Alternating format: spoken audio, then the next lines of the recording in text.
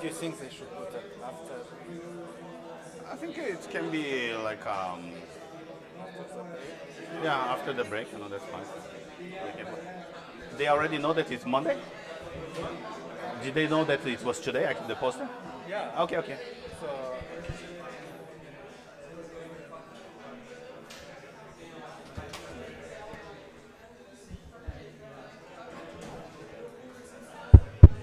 okay. So good morning, everyone. Very nice to see everyone here.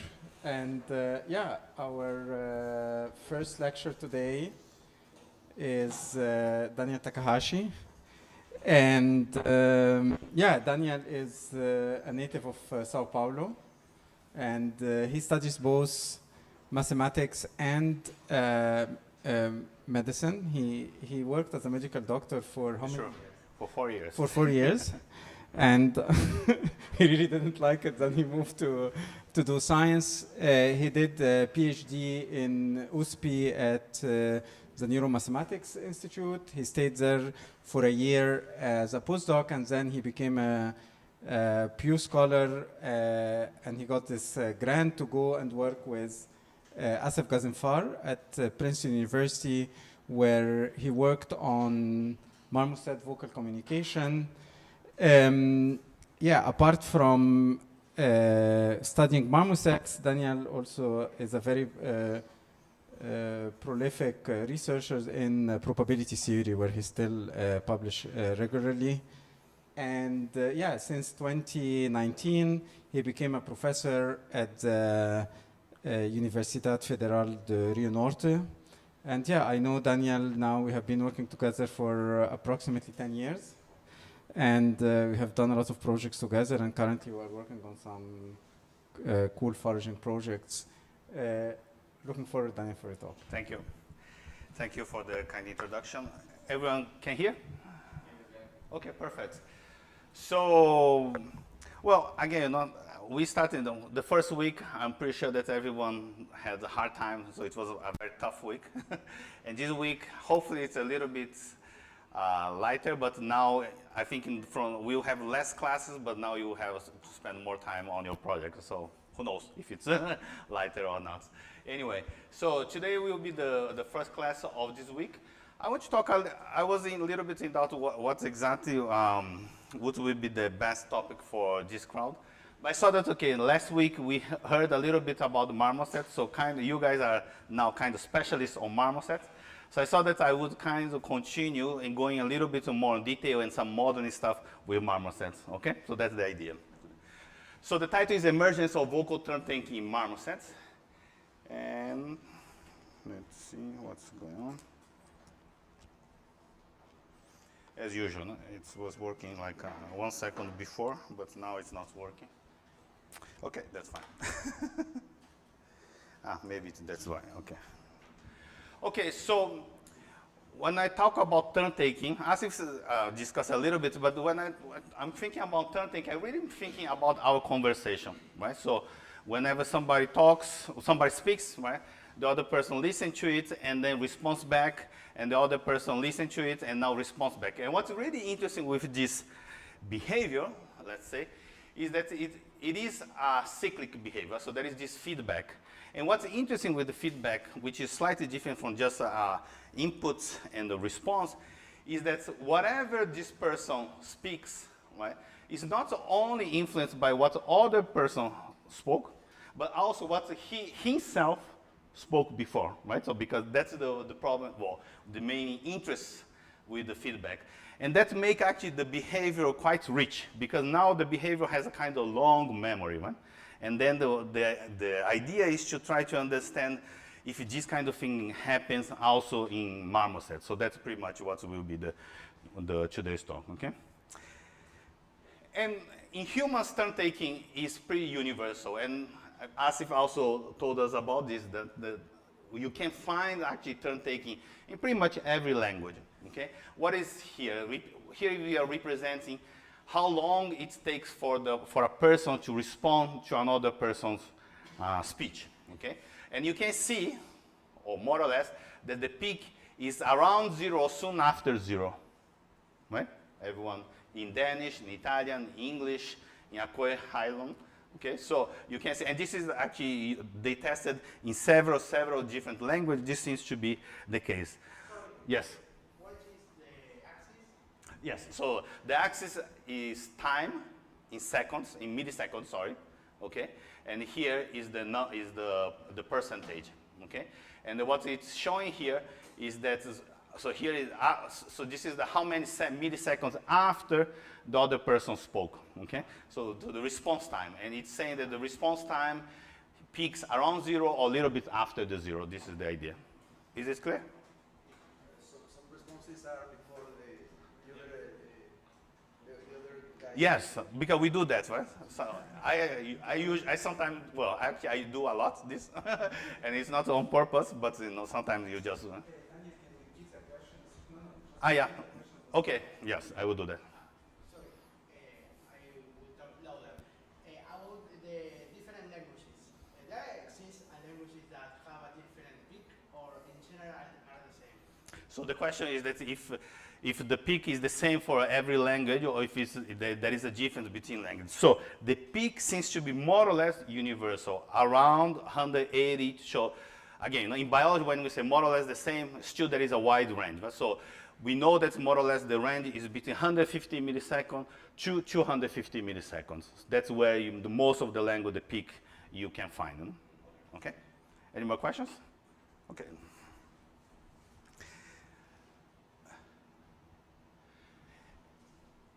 So, as we notice, the turn-taking seems to be universal among language, but it's more than this, right? When you think about turn-taking, right? Actually, when you see the parents interacting with the babies, also you notice that they have some sort of interaction. Maybe not exactly the same, but you see that they have some interaction. And when you see even all the animals interacting with each other, right? You can clearly see that probably they are having some sorts of turn-taking. Everyone agrees? Right? You don't need maybe you don't need necessarily like a hard data set just to believe that should be the case. Right? But what's interesting is that when you think about turn-taking theories in human language, usually they involve some linguistic factors. So for example, right, the usual theory that how we can do this turn-taking behavior is that actually we are actually processing what the other person is talking, and we are kind of figuring out when he will end, and therefore we will, once he ends, we can respond quite quickly. So that's one type of idea that they have. The other type of idea is that maybe there are some phrase that people use to indicate that's the end of a phrase. For example, ne, or right, or this kind of thing, and that will make you think. But what is really funny with this kind of theory is that they are linguistic they are linguistic, which means that it's hard to apply for example, parent-infant interaction, and they are also harder even to apply to other animals. So the question is there any theory of turn-taking that can be applied to all animals, or maybe for a lot of animals, and including humans? So that's the question. And obviously, because we know that what the human turn-taking look like, the first place to look is at humans, right? And we want to construct some theory in humans that actually can be applied to other animal species and other contexts, right? Is it clear? So, and there were obviously some people that thought about it, and the first thing that people start to notice is the following, right? When you look at human speech, one thing that is clear that the human speech is rhythmic, okay?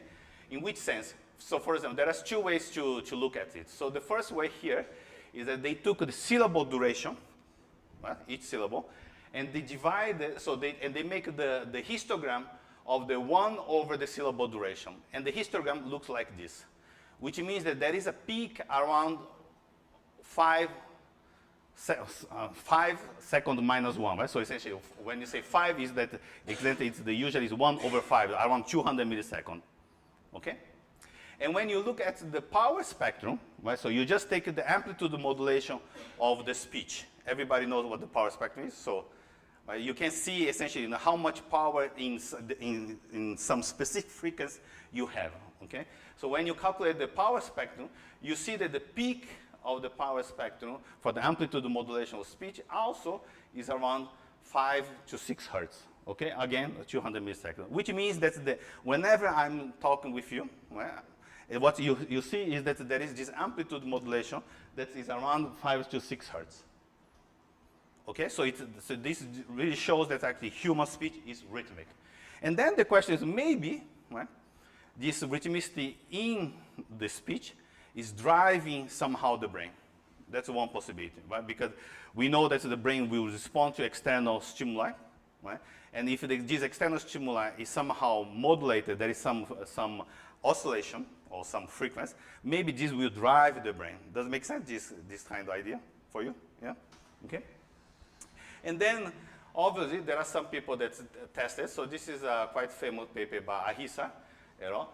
And here what you see is actually the amplitude modulation of a word. I don't remember which word was this, but it was amplitude modulation. And then what you see is that, so this is the brain signal that they recorded.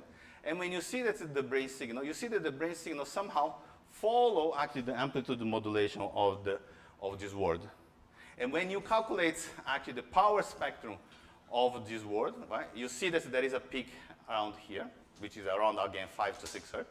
And when you see the power spectrum of the brain, the modulated brain activity, you also see that it's around the same frequency. Okay? So then, using these two ideas, Wilson came out with the following hypothesis. Okay? And so this is like a really a cartoonish hypothesis, but it's interesting because it's, let's say, it's formalized enough so that we can make a couple of predictions. So so they make the following hypothesis. Let's say that the speaker one is speaking to another speaker, okay, speaker two. And what's going on? Right?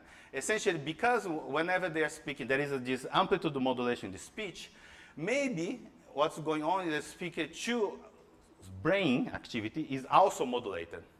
Okay? And this kind of has the base on the previous data set that I showed. Okay? And then whenever they stop speaking, what will happen is that both brain actually was in, let's say, in sync because they were listening to the same sound. Now what will happen is that the both brain will continue oscillating when there is a silence. And then whenever it enters the correct phase, okay, for example, in this case, the speaker 2 will start to speak, and now again the amplitude modulation will start. That makes sense? Is it clear, more or less, the model? Okay. And why this model is interesting? This model is interesting because there are a couple of predictions. The first prediction is the size of this interval. Okay. This model predicts that the size of this interval should be the multiple of this each cycle. So it should not be some continuous, but should be something that's actually distributed as a multiple of each cycle. And we know already that each cycle is around 200 milliseconds, 170 to 250 milliseconds, okay?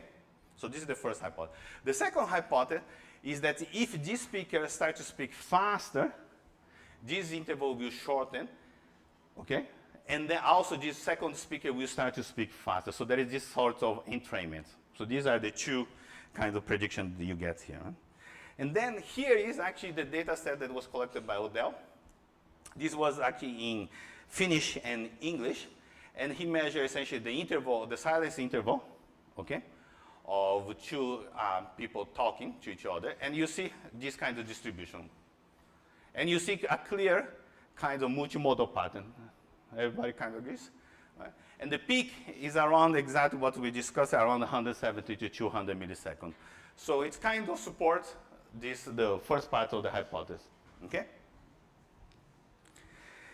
Also, for this entrainment that I just said, that whenever the first speaker starts to speak faster, the second also starts to speak faster, there are a couple of papers that support this idea. Okay? So, what is nice with this model now is that it's a very simple model that has some physiological basis that probably can be generalized not only to adult humans, but could be generalized to interaction between adults and infants, but also to other animal species. Okay? So now we will try to see if something similar we can observe something similar in the marmosets. And everybody is now experts on marmosets because next week there was some class on marmosets. I won't talk too much about it, But the first observation that the marmosets are super cute. I think everybody agrees with me. I don't know if everyone has seen marmoset here in São Paulo. No? Do you see? No? Actually, São Paulo is also endemic of marmoset. There are a lot of marmosets somewhere, but usually they are hiding. Yeah? They are small primates, so they are non-human primates. They are original from the northeast of Brazil, where I'm staying now. But actually, you can find marmosets everywhere in the Brazilian coast. Right? So essentially, they migrated, and maybe the migration is not really the correct word. Right? Humans took marmosets from the north and just took to other places. But now they essentially they colonize everywhere. Right? And what's really interesting with the marmoset, what's really interesting with the marmoset is that they adapt to different environments. Here, even in the northeast, some of them live in the rainforest, but some of them live actually on the desert.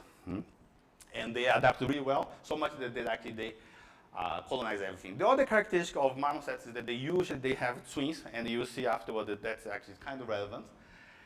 And the fact that they have twins making them essentially the reproduction rate is faster than other species of marmoset. This is actually what I will discuss is what they call the common marmoset that has this white tuft, but there are other type of marmosets. In São Paulo, actually, this is just side note.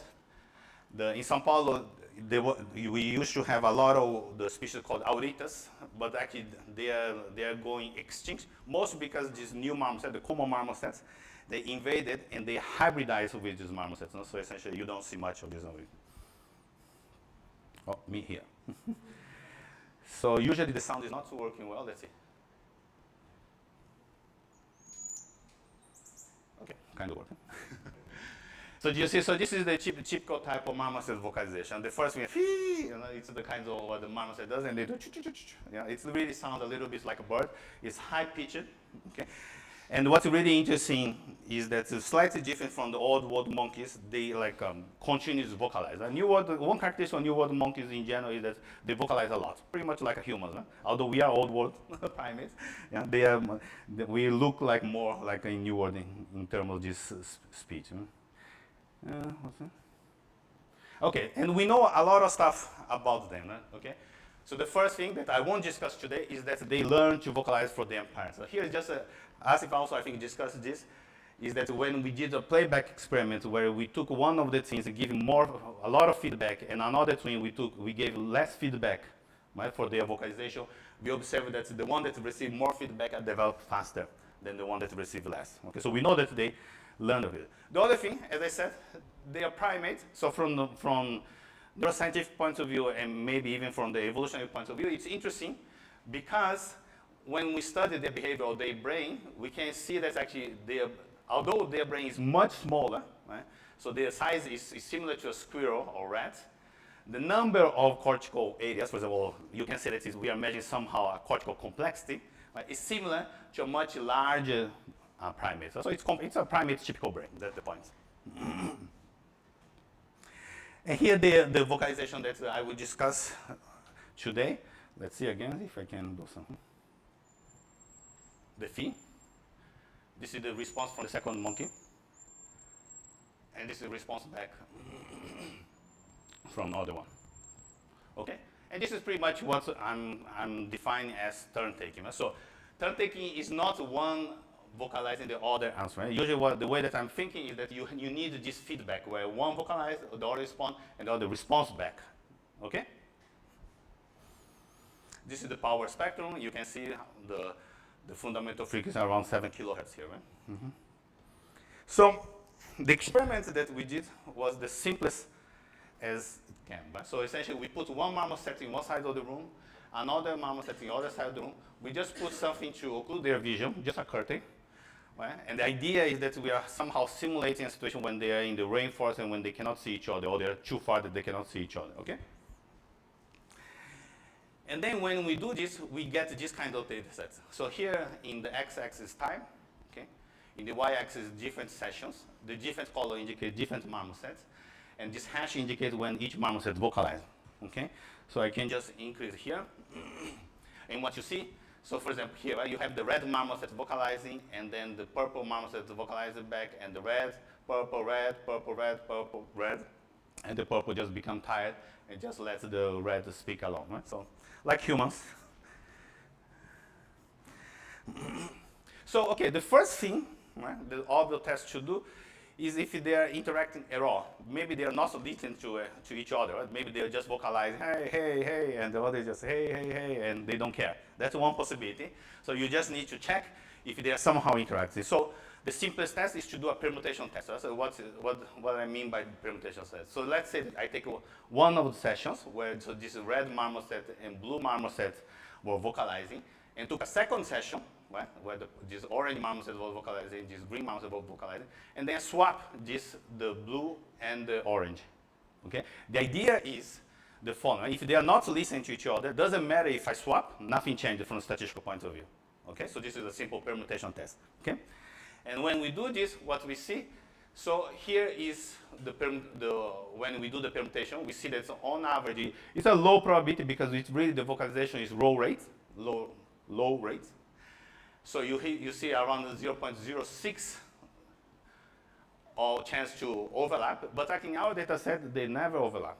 Right? So the marmosets are super, super polite. Right? So this also shows that marmosets are listening to each other. Does that make sense? Huh?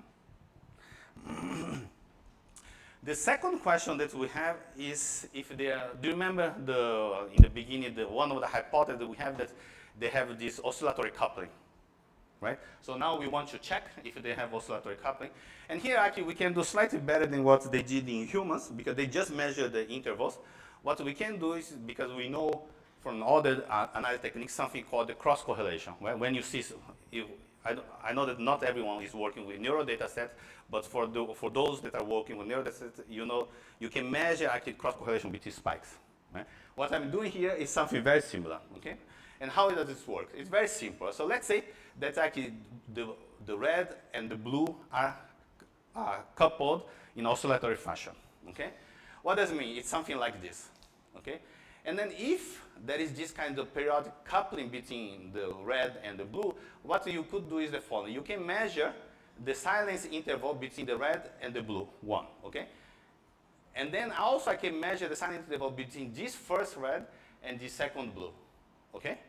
And I can do the same. Now take this first red and this third blue. Okay? And I compute the duration.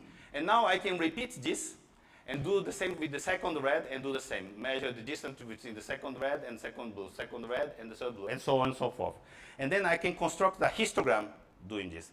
If there is a periodic coupling, what you would expect that this histogram has this multimodal peak. Does that make sense? This is what we would call cross correlation. Okay? Now, if there is no periodic coupling, what we would expect is something that distribution that doesn't have this kind of multimodal peak, something that maybe is flat or something that is continuous. Does that make sense? Okay? And let's see what we see in the data set. It's something like this, okay? So you can see a clear peak. I would say it's clear. I don't know if everyone agrees, but there is a peak that is around 10 seconds, okay, where actually you see the peak. And indeed, you can compare with other models and see that this is actually significant, okay? Good. Questions? No? But do you think that this really shows that they are interacting with each other?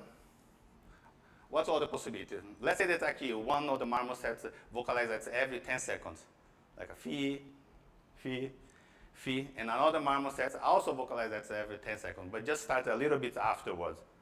You would see something similar, right? It's not coupled at all. They're just like vocalizing in a rhythmic way. Okay, but they are not really interacting. So to show interaction, you need something a little bit more, right? Okay, and that's what exactly we will try to examine next. So here also we borrowed from the spike analysis in neuroscience, and the idea is called the phase response curve.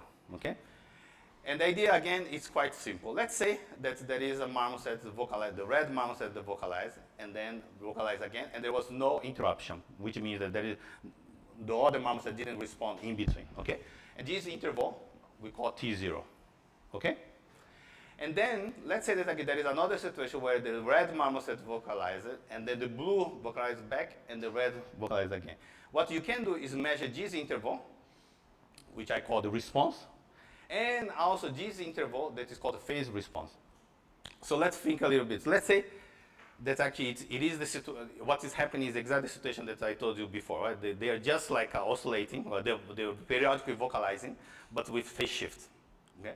In this case, what you would expect is that it doesn't matter where this blue vocalizer, you wouldn't see any change in the phase response. Does that make sense? Okay. So that's the thing that we will test here. Right? So we will put here. Everyone is clear to everyone? Yeah. Okay. So you can plot here the response interval, which is this R, and the phase response interval here. I just subtracted by T0 because the T0 is kind of baseline for me. Okay. And then, if it's not coupled, you would expect something that is just uncorrelated. Okay. If it's coupled, or it is negative or positive, right? Our hypothesis is that it should be positive in the sense that, remember, because this was the first part of the hypothesis, in the first part of the talk, that whenever one speed up, the other should speed up, kind of thing. Right? And let's see what happens. Here is the marmoset. We see actually that in the first part, indeed, there is this positive correlation. Okay? And then afterwards, after T0, so why T0 is exactly because it's my baseline here, I see that essentially this correlation kind of disappears. So essentially, I think it's more or less natural that essentially you are interacting, but let's say that I say something and you don't respond, and you only respond after 12 seconds. It's not a conversation anymore, right? So essentially there is no interaction. It kind of makes sense that here there is no interaction. And we will see that actually this actually can be explained from physiological point of view after. Okay. So far, so good. Any questions? So this is pretty much the main data set that I will discuss today. And what we will do next is to try to model this data set. Okay?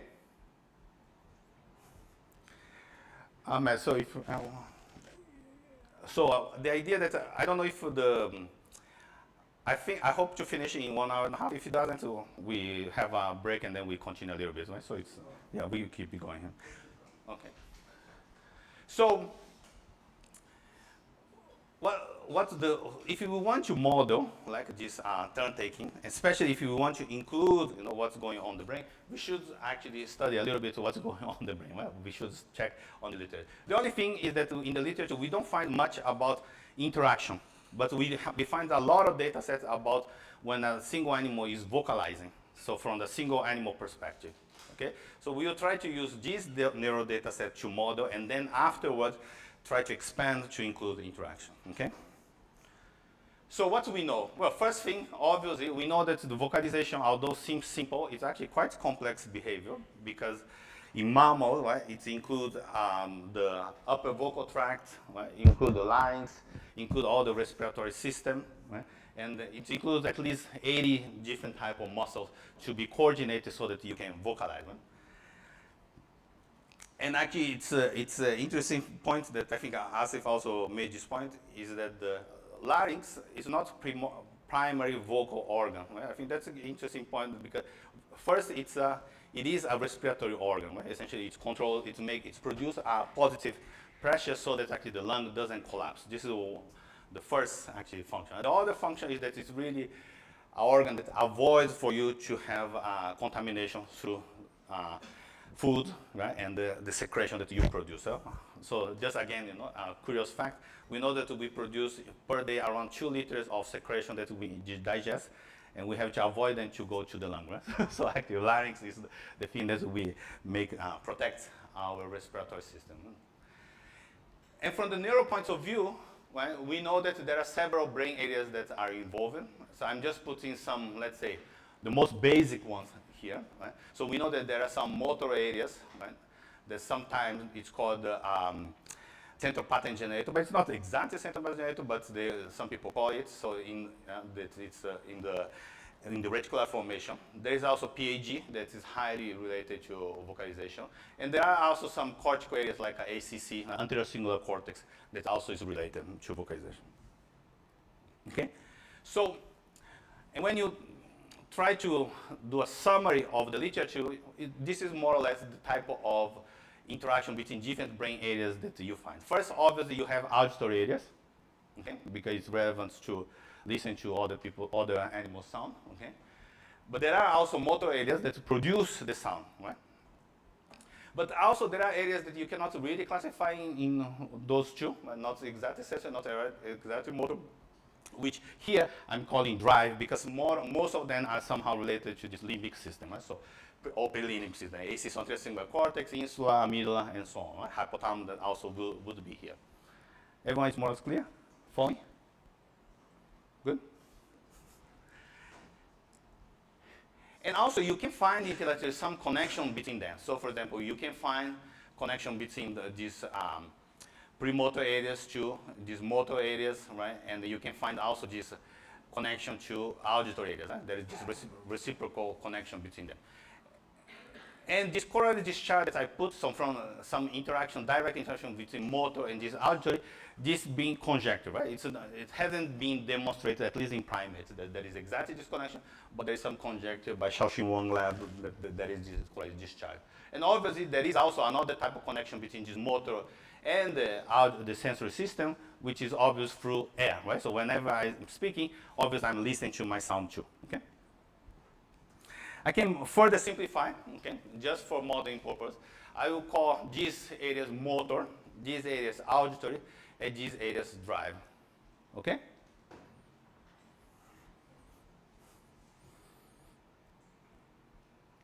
And then, now using these areas, I will build a model that I will explain now, okay? So far so good, everyone? No questions? No critiques? Nothing? Okay, so, let's go back a little bit here. So, when you think about vocalization, well, what is a vocalization? Vocalization is the sound that we are producing. So, and then how you would try to model this, like the first approach that you would try to model. Right? So the way that I thought that I could try to model, okay, obviously there is something very complex going on to produce a vocalization, but a vocalization is, let's say, you can see that it's more or less very well-defined behavior. You produce a sound, and that's it. So you can think that it's something that is on-off, more or less.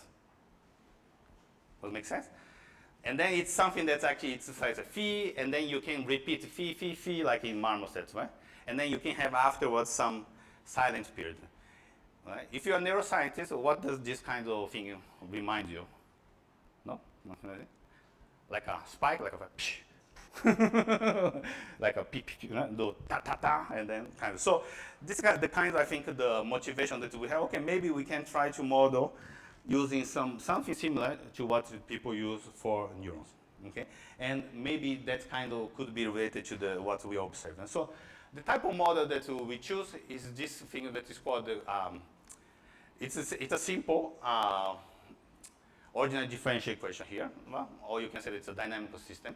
But there is some stochastic component here, okay? I will go explain a little bit further here, okay? But what you can say that you see this here, you have this quadratic term, and here is linear, which usually here in this case means that here you have a faster dynamics than here, okay? So let's see, I will just try to explain more or less from the phenomenological perspective of this model. Essentially, what's going on first is that you can observe the activity here in drive, okay, here in blue, okay? It has essentially a baseline around 0, or just slightly shifted from 0 here, and it will fluctuate driven by this noisy component, okay?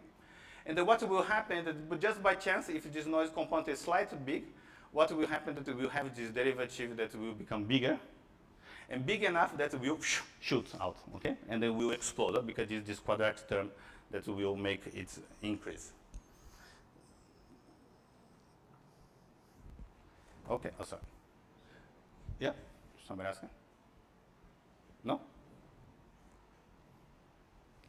And now, once it reaches some threshold, what will happen is that it will drive the entire motor system to produce a vocalization, okay? And here it's producing phi, okay? And whenever it produces the phi, it will give some negative feedback to drive that will decrease a little bit the activity, okay? But because the duration is not so big, this negative feedback is not enough to drive the entire system to the baseline again. So what will happen here, okay? It will go up and down, so it will produce the sequence of phi, phi, phi that we observe in marmoset. It's fine? Okay?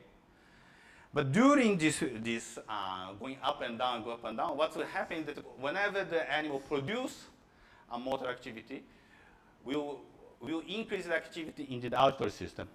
Okay? So this is the activity in the auditory system. Okay? In this green one. Afterward, I will explain what's exactly this other one. But for now, let's focus here. So there will increase the activity because it's here, it's listening to its own sound. Produce a vocalization, increase, until some point where it will become so big, and you just remind this is the equation, that what will, so this is the equation for this, it will become so big, here, exactly, here, that it will kill the activity of D, here, of the drive, and then everything will go down again, and we'll restart the system. Everything's good? Okay. The dynamic is quite simple here. Right? This is just the phase space, just to see what kind of thing we are seeing. So here is when you have the repetition of FFF, and then this larger cycle is what the in between the FFF, right? So what's that? Now, we want to see if we can fit this model to the data set. Right? And just remind you that this is a model for a single animal vocalizing. Okay, there is no interaction so far. And Can you go back to the state space? yes. So this is stores, so what type of attractors are there? Sorry, what's that? What type of attractors do you have there? What type of attractor I have here?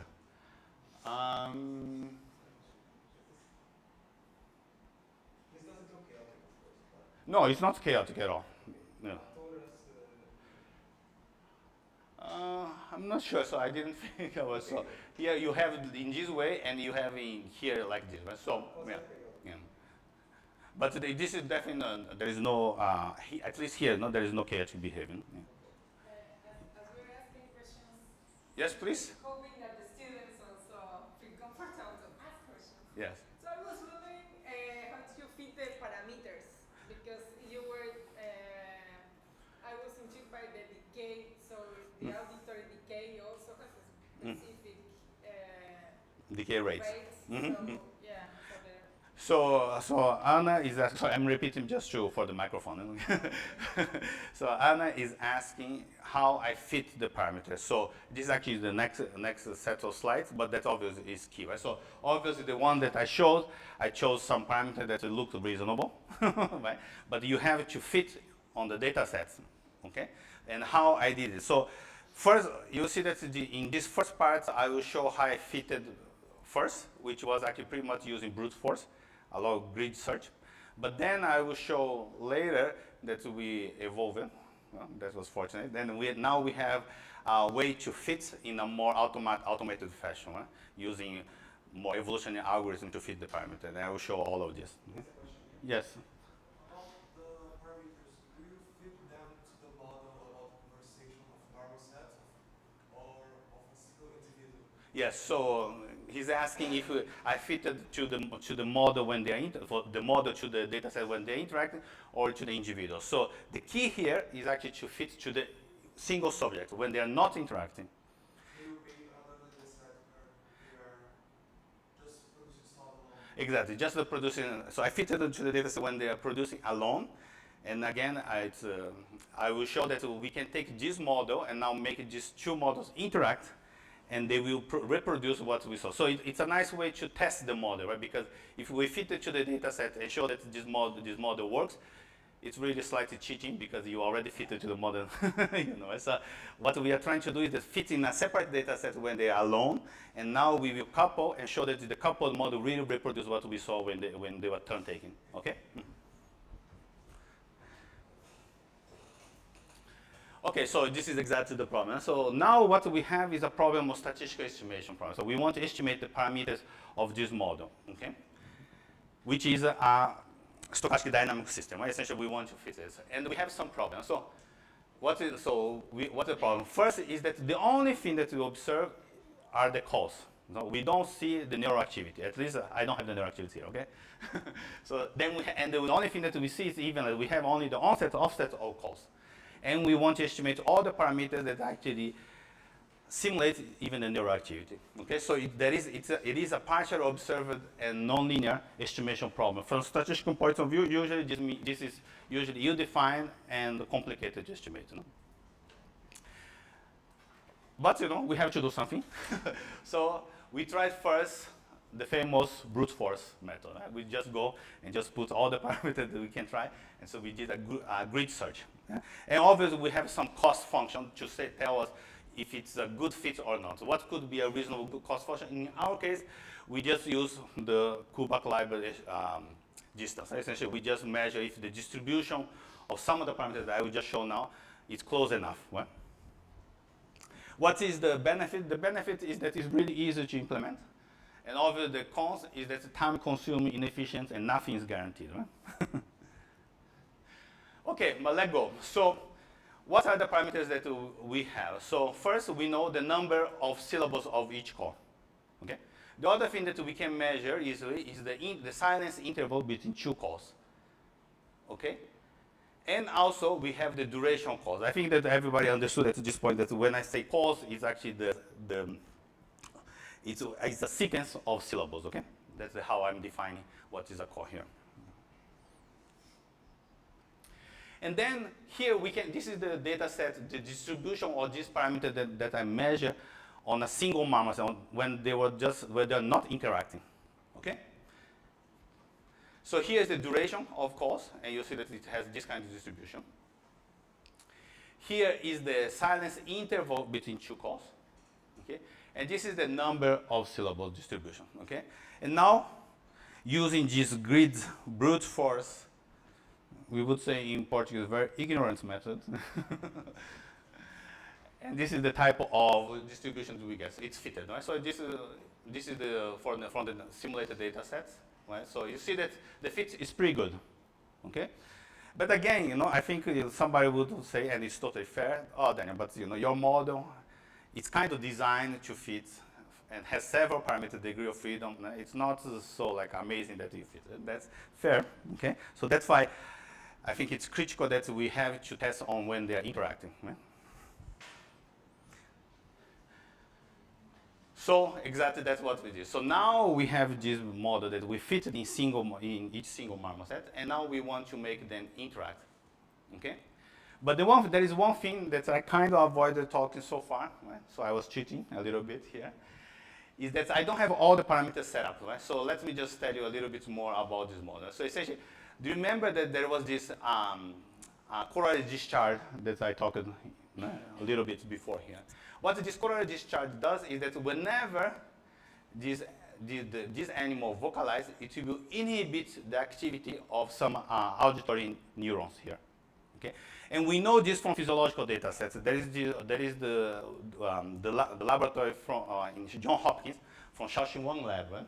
Essentially, they show that in marmosets specifically, but also in humans, that seems to be the case, that whenever there are some neurons in the auditory cortex that whenever they produce a vocalization, it will be inhibited. But then when they listen to the vocalization from another animal, the same neurons will be excited.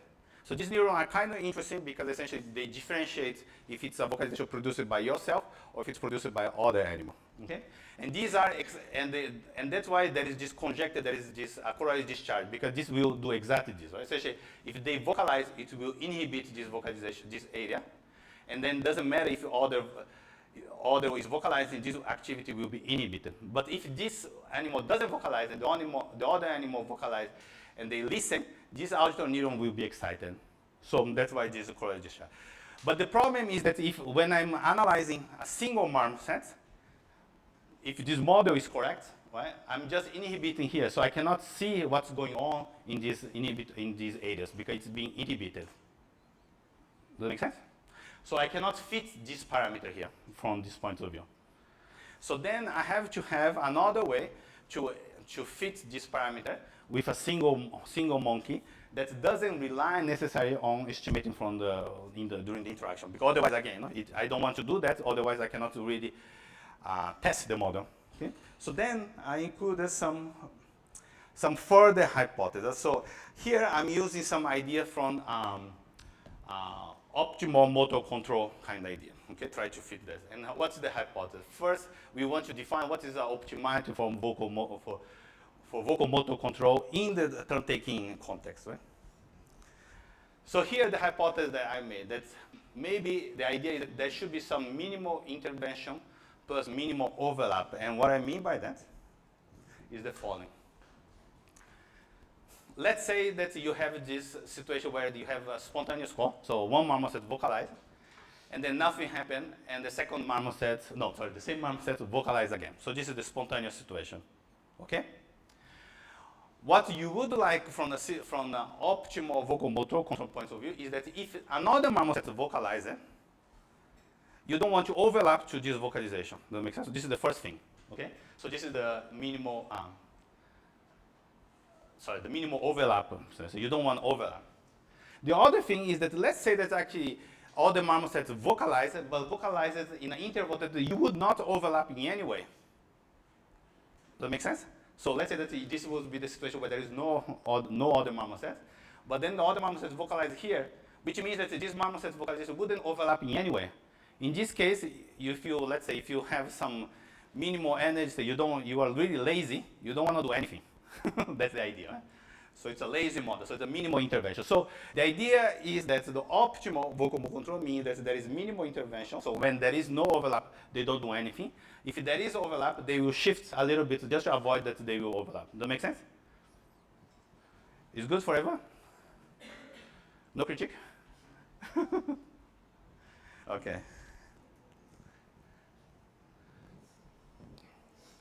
So this is just, I simulated just the model with, let me just go back here just to be 100% clear. So with the weight here, 0, which means that it's essentially doing nothing, okay? And then we can see what's happened actually. In this case, so when E is equal 0 means that exactly that connection is 0, so it's doing nothing. That is, this inhibitory thing is doing nothing. And then, let me remember what it says. So here is time in second, here is the activity. And let me see, yes, okay, so here in purple is the vocalization from the same marmoset, the marmoset 1, okay? So it starts to complicate the thing. And then here is the blue, is the one actually another marmoset vocalizer. And you can see where the activity of the drive from this marmoset went. You see, the blue vocalizer, it went here, okay? And the green vocalizer here, it went even further, and so on. So it means that without any, when E is 0, what the model does is something that it's really not optimal from our perspective. It's always shift. Doesn't matter where the other marmoset vocalizes, it will be always keep shifting further and further and further.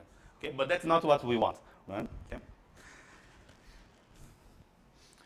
What we want is something more like this, right? Essentially. So here is a model where we put E. I don't remember the number, 50 or something. Anyway, it's non-zero. Okay.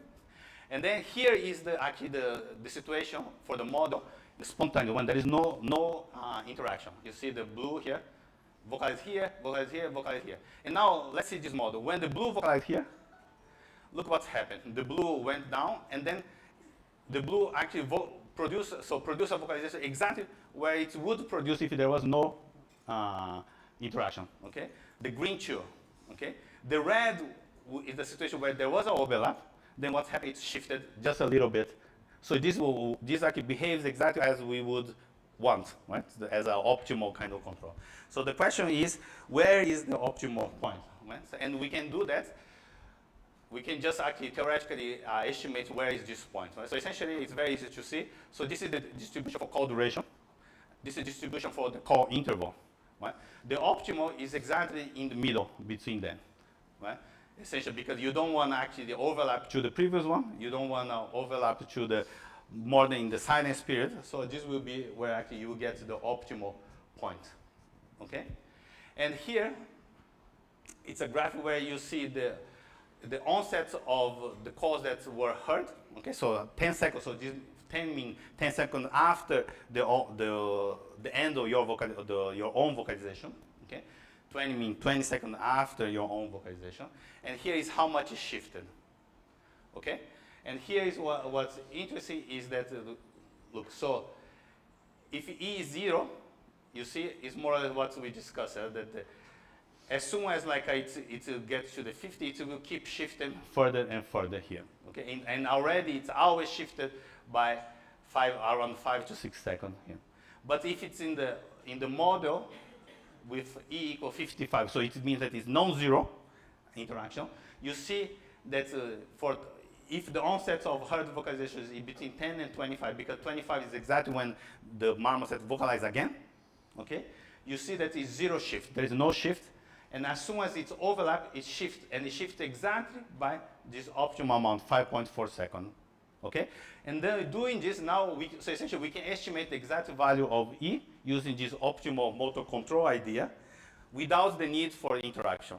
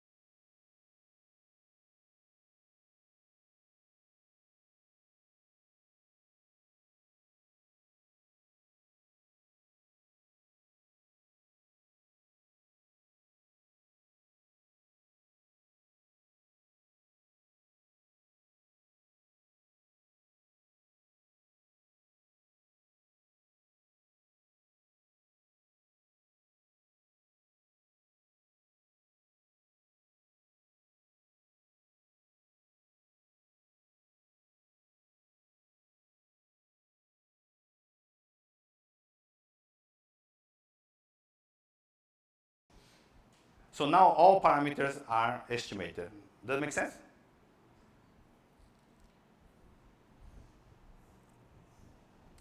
And here is the model, now validated during the interaction. Again, so just to remind you, so we fitted for a single marmoset, all the parameters. The problem is that in most of the time, 97% of the time, there was zero overlap, exactly as we observed in the data set. And when there was overlap, the overlap was very, very small. Okay? When we calculate the cross correlation, you see that the cross correlation has a peak around 10 seconds, is oscillatory, and it's quite similar, I would say up to 30 or 40 seconds here. Okay, so it's good that you can still estimate the cross correlation up to 30 seconds or 40 seconds here. And maybe the most important thing, I think it's interesting, the phase response curve has this positive correlation in the beginning, and this decay really appears in the model. So this thing that I explained that, after 12 seconds, we don't care what the other said, actually just using this dynamic system, we can reproduce. And the reason is quite easy. Anyone has a guess why this decay or correlation happens? From the model, without the need to introduce anything more.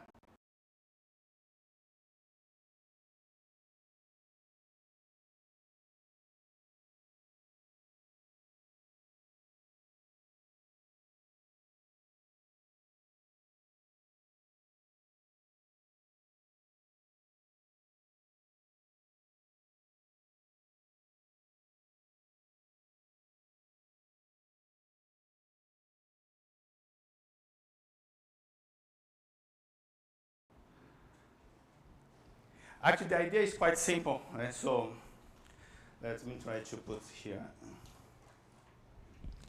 When you look at the auditory activity is something like this, right? So maybe the auditory activity go like this, and there was this decay that Anna was mentioning. Do you remember, everyone? So this is the activity, okay? So this is time. Okay, this is the activity. So this is where the last vocalization was produced, okay? And then there was this silence interval. If another marmoset vocalized here, do you see that the dynamic of this first marmoset would be influenced because it will be, the stimulus will come exactly when actually the auditory activity didn't lie down. So there is a memory of what happened. So that's why there is some correlation. But if the vocalization comes when actually this auditory activity already came to the baseline, doesn't matter what happened before. So the memory is lost. And guess what? When it gets to this baseline, exactly at 12 seconds. Okay, so that's actually it will come out naturally. Good, everyone? Questions? No? And now that we have model, we can also make some prediction. Huh? So the first thing is that what is the relevance of this self-reference or what this path that has this correlated discharge? Because usually the only role that people associate with this kind of areas is that, okay, you can differentiate between yourself and the other. That's definitely relevant, right? It's relevant. But also maybe from dynamic point of view, there are some consequences. Right? And we can study what are the consequences. Right? When we take out, for example, this one. And the consequences are the following. First, the overlap is increased by a lot. Right? It's almost like they are really not listening the other well. Yeah? Although they still have some cross-correlation, the timing is totally off now of the interaction. And the phase response curve also is shifted out. Okay? So it means that these self-referential areas that usually is associated only to differentiate between yourself and others might have actually relevant dynamical relevance also, from the interaction point of view too. Yes. Can you go back a slide? This one? The about self-relation. Yes. The previous slide. This one? Ah, okay. Yeah, after. Yes. Okay. So what you're saying is that when you remove the relative correlation from the model to the auditory, you are messing with the activity. So you're not differentiating between yourself. And the other. So the derivative goes up and you make the overlap enhance. In which part? Sorry, maybe I didn't. Memories is on the derivative. Here? If Uh-huh. Uh-huh. I got a peak here, Mhm. I don't differentiate between my own Mhm. voice, the other voice. I cannot tell if the peak is my own. So you could interpret it in this way, but also, so that's again maybe more a cognitive way to think, but that's true. But also it's just changed the entire dynamics. Essentially, you have less inhibition. You know, the timing is off. So yeah. So yeah.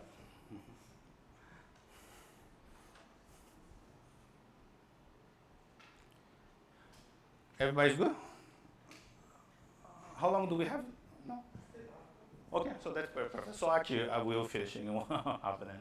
So now, I want to study this model from developmental perspective. Okay. So what I want to do is to try to study how this turn taking develop and try to fit the model that I just showed that fit in adult to the baby and see what's going on during development. Okay. Obviously, the problem now is that I don't want to use this brute force because it was really just by pure luck that we were able to fit in this way. So I want something that is more automated and can fit at the individual level for each subject. Right? And also it's a dynamic way, right? So I have to fit in each session, I have to be able to fit the parameters, okay? Well, just some background for marmoset development. As if I also showed this picture, roughly, right, really roughly, that the way that you think, okay, marmoset is more or less 12 times faster than human development. Right? So essentially the first 3 months of marmoset is more or less the first 3 years of human being. Okay? And how we can start turn taking in during development? Very easy, right? We just put the baby in one side, we put the parents in the other side, and we just make them interact exactly in the same way that we did before. Okay? So this is the type of data set that we get. So here in the x-axis is time in second. Here is the frequency in kilohertz. And you see, so the baby, baby cried a little bit, and then the parent produce a fee. As soon as parents produce a fee, the babies produce a fee. So this is a baby fee. And why I know that this is a baby fee?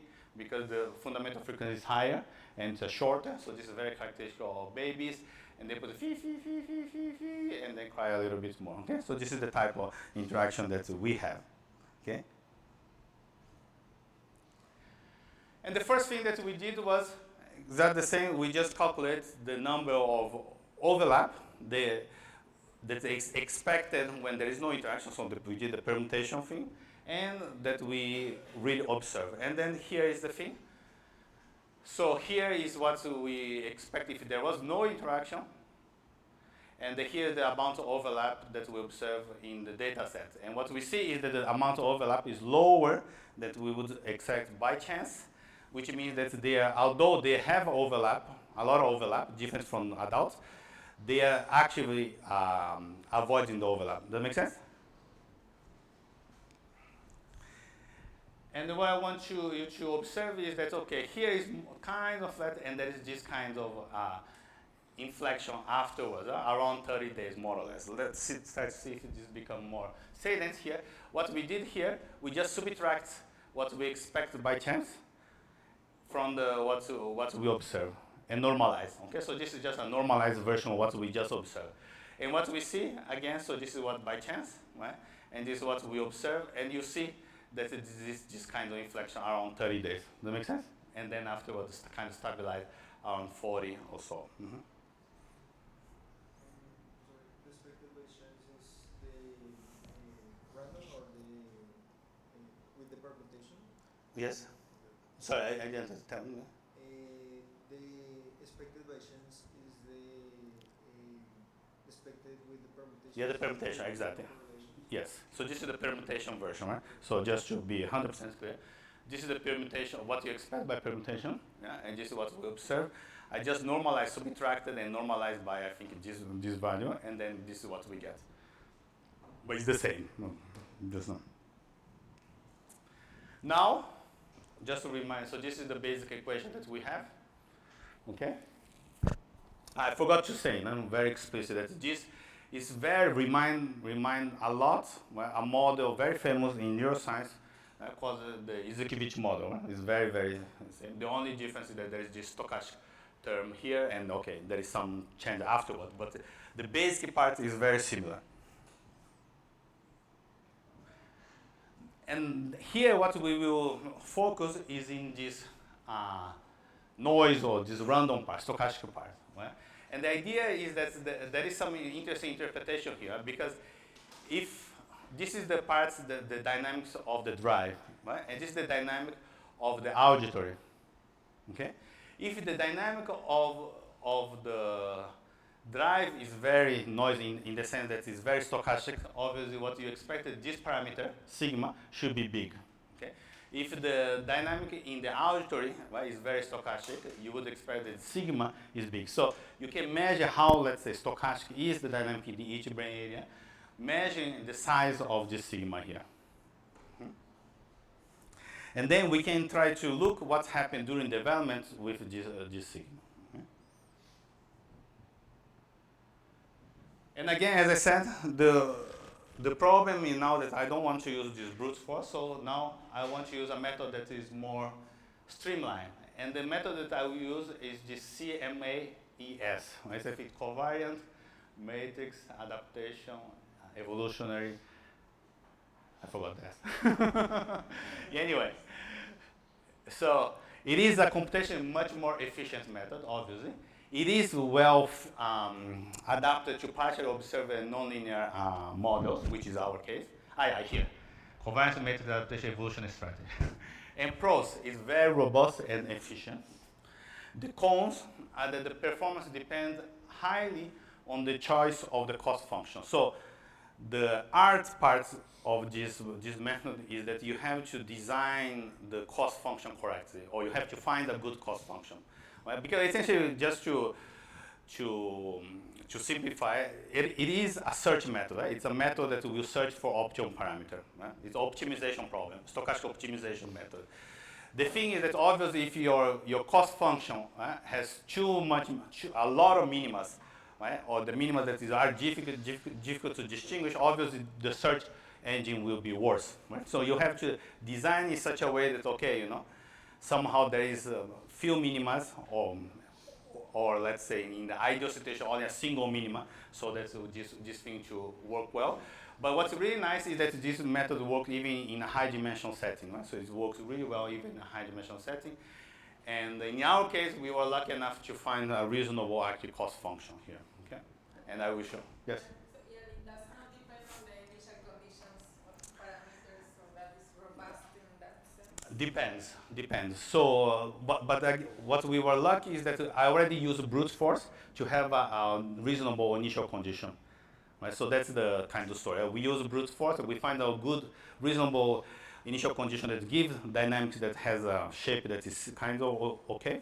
And then we start from there to fit the model. But it highly depends, obviously. If you're in a space that has nothing to do with your parameter, obviously there is no way that you fit. So always the initial condition will depend a little bit on your own knowledge of the parameters. So just to give a flavor of what's going on, so this is just a simple evolutionary strategy, okay? So you start from some point, and here is the global optima here in this case, okay, or local optima if you prefer. And then what's happened, let's see what's going on. So you see this green one is where actually in the center of your distribution, and you generate, in this case, for example, Gaussian particles. And then you take the one that's minimized and you go there, and then you generate again several samples, you go there, take the minimizer, you go there. Obviously, it seems to be reasonable. The problem is that I always try to go to the minima, and maybe you could be stuck on the local minima. And you see that the amount of variation is not adaptive, it's always the same, okay? So now you can do slightly better.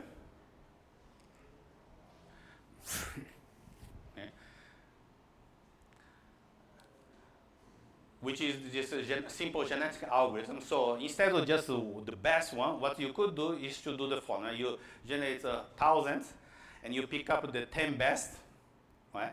And using this 10 best, and then generate again some 1,000, and get 10 best, and you try to reselect within them and try to go, right? So this is slightly better, but still, right? You see that it's kind of slow, right? And depends on this just by how you choose this 10 bands. Could be that you still are stuck in some local minima. And then the idea now that you have this CMA-AS, what it does is what you would expect in a good algorithm. Right? Essentially, what we will do is something that is a combination of both the genetic algorithm and the evolutionary strategy. But the idea, what is really interesting is that it will get, let's say, the 10%, and now we'll refit the Gaussian, okay? And they will, such that actually the covariance will be fitted to this new best 10%. So the variation is adapted to the best one that you select. Yeah? In this way, what's happening is that it's kind of self-adapted to the uncertainty that you have in that region of the search, right? So you see, it's in the beginning the uncertainty is big, it's generate, and then quickly find the minimum and quickly collapse the variance. So you see, let's see, yeah, and then go here, okay. And again, now this method is more or less well understood, right? And it works really well in practice. Huh? So, just to go a little bit further, so you first sample, yeah, you generate a Gaussian, you just sample the possible solution, the parameters, okay? You calculate the cost, rank them, you take, let's say, the 10% best, yeah. Now, you select, yeah, you now estimate a covariance based on this best one, and again generate, okay? Update the mean and variance and now generate the new ones. Okay? It's clear? The algorithm so far? It's easy, right? Now, as I said, the key with this algorithm, you will find, right, several implementation of them, okay?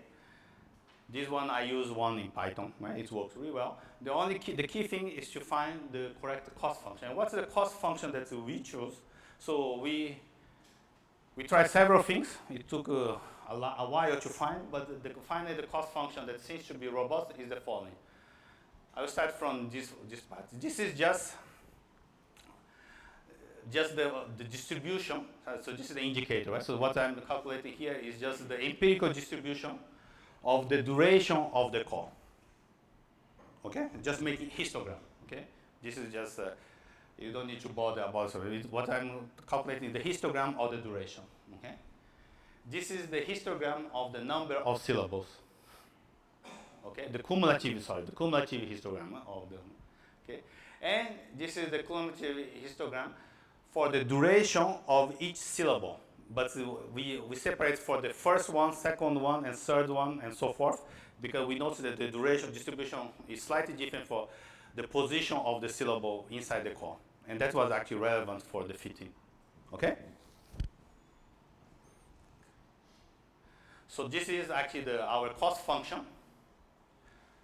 Yeah, is the minimal parameter, set of parameters that minimize the sum of all these three things.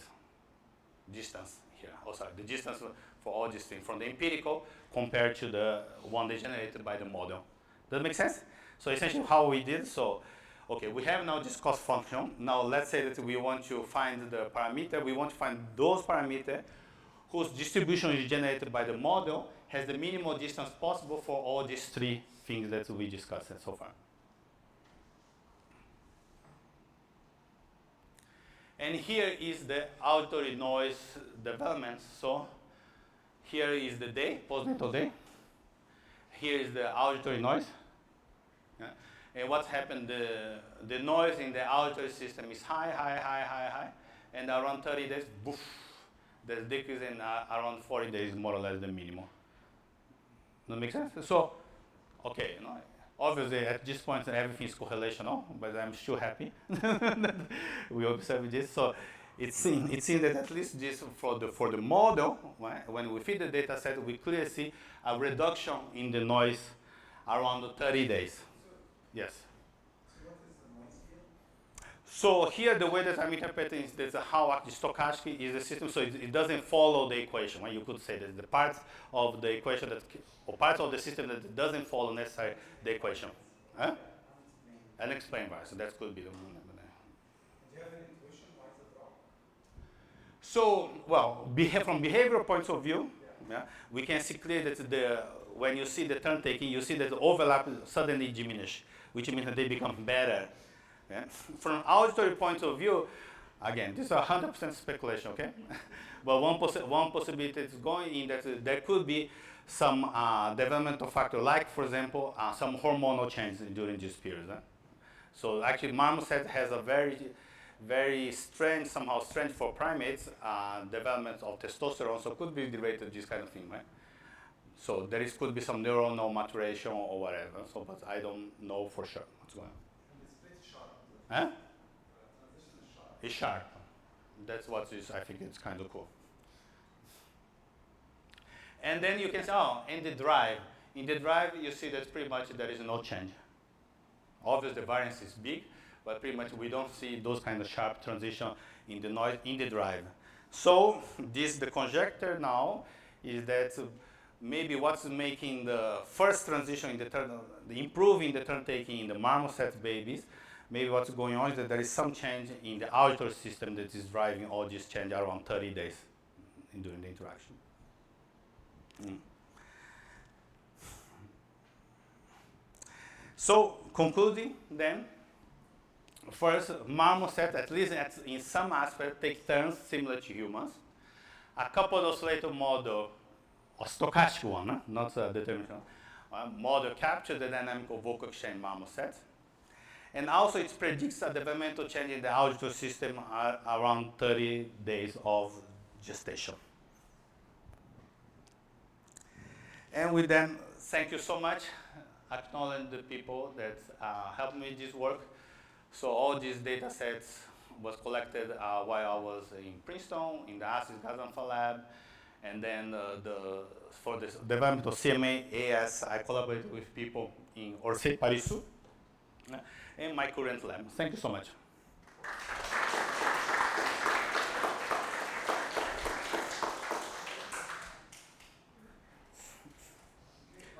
Questions? In the first model that you presented to us, how does the vocalization type change as a function of the E parameter? Because when E was equal to 0, it has a value near 15, but when E is not 0, it's another value. You mean in the E? Yeah. No, so that's actually for when the E is 0 still, it will have more or less like a this of period of 10 seconds still. Yeah. Yeah. So that is still the same. But when E is not equal to 0, the vocalization type change. No, doesn't change because here is the key. Mm-hmm. Maybe I'll go back. Yeah. So you see when the marmoset is alone.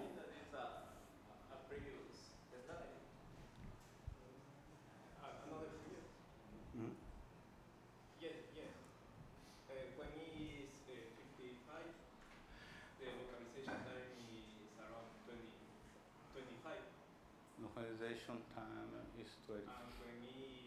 No, but this is for the response, not for the when they are the spontaneous vocalized. No? Obviously, maybe just be clear.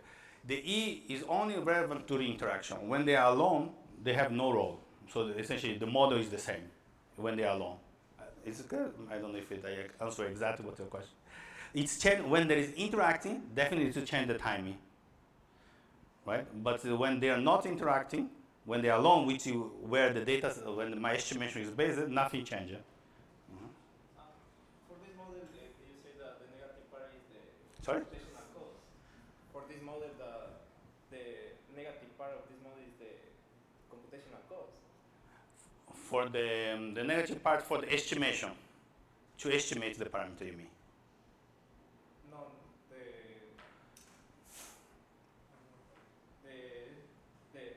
the pros and cons of this model.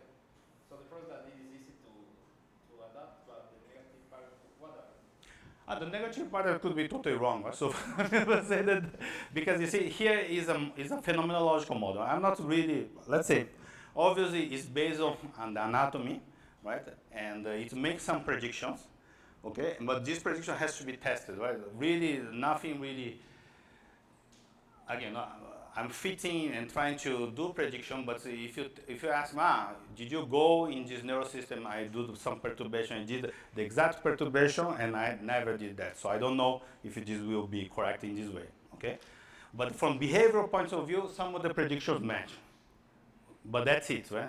From neural point of view, although the model has these neural components, I have to say that I don't know if it's correct. So it's just a rough model. I have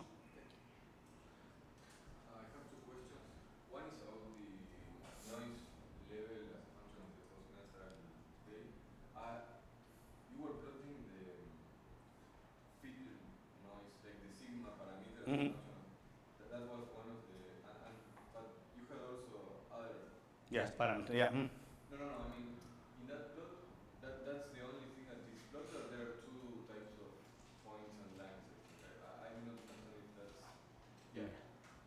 In the previous one, you have circles and you have. Okay, sorry. Yeah. No, because, okay, so here, sorry that I didn't explain this like that. So let's just make sure. So this is postnatal date, okay? This is the noise. The thing is that because the same AS method is a stochastic search. So each time that you run, you get a slightly different value of the parameter. So here, I'm reporting actually two uncertainties, right? So the one is the uncertainty of the estimation method. The other is the uncertainty of that I have 10 infants here, so I have to somehow try to represent. So here the error bars here, I think indicates the uncertainty of the model, no, of the individual, sorry. And these balls are representing where actually the worst case for the estimation we observe. That's the so it's the same data set, just to explain. But we try to plot capture all the uncertainty here. Yeah, maybe. Have you tested if there is a difference between like the first fee and the response fee and the response to the response? Because in the model you model as 0 or 1, like the marmoset is localized Mhm. or not, but I think that's in a conversation that there will be some differences. Yes, sorry, I have to repeat the question. I forgot. Ahmed is looking. It's okay. So the question was, okay, if there is a difference between the first call and the response call and the response to the response call, and the answer is yes.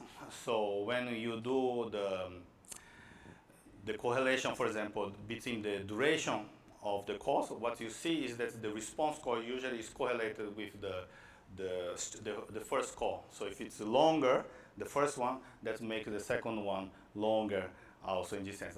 Now, if you ask me, if I just look at the second call, that will be enough to classify as a response, that I don't know. And maybe the frequencies used to, Mhm. it's other type of analysis. Could be. So, okay, so maybe let me go back. So, actually, there is a paper by Corey Miller from UCSD that they claim that actually you can use a classifier and distinguish between response call and actually the first call. So, yes, I forgot this one. Okay. Yes. Can you line about the probability of overlap on the model and some response? Around 10 days, there's a small drop both on the data and on the chance. Is there any reason for that? Sorry, coming. Let's see if I. Yeah, this one. This one? Yeah, around 5 days, there's a drop both on Mm. chance and on data. I think, well, I don't know for sure, but this looks for me just a fluctuation problem. Yeah, I think.